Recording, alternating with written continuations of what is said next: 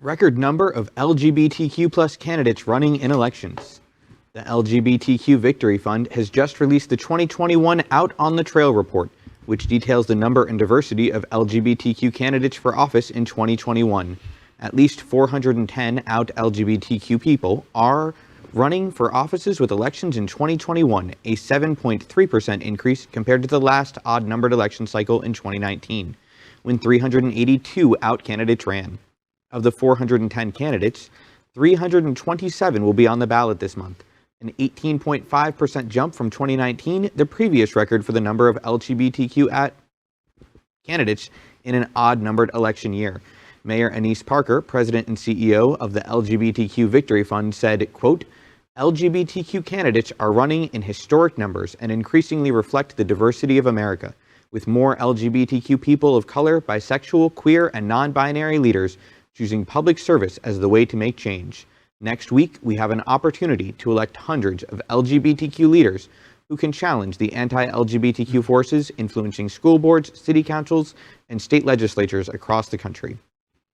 So my question and my concern is, those numbers are great, but do they outnumber the number of QAnon following, hate spewing conservative candidates? Yeah. That's the question. Sadly, not only do they not in many cases, but also that's not even representative of our actual representation. You know, LGBTQ community is about 7% of the U.S. or world population, and we would need thousands more candidates to effectively reflect that.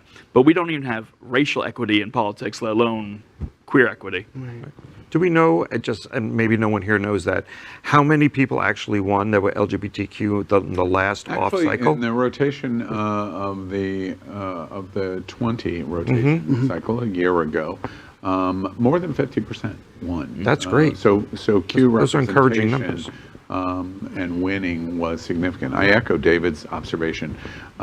We had an LGBT representative the night that we reported the survey study of 2020 being the all-time record for 2020. And I thought, wow, 1,000 candidates running for office, isn't that fantastic? Until the representative said, yes, but think about it this way.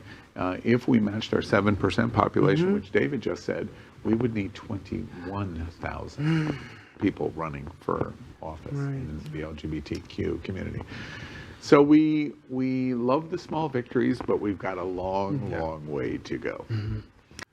LGBTQ plus news is vital for our community and for the broader world as a whole. We have enough enemies at Fox News. Tucker, Sean, and Laura are loud. We need passionate allies. Happening Out Television Network, Queer News Tonight, and It's Happening Out are literally out of the closet and into the headlines. Our community needs your support. Like this broadcast and subscribe now to ensure the growth of the entire LGBTQ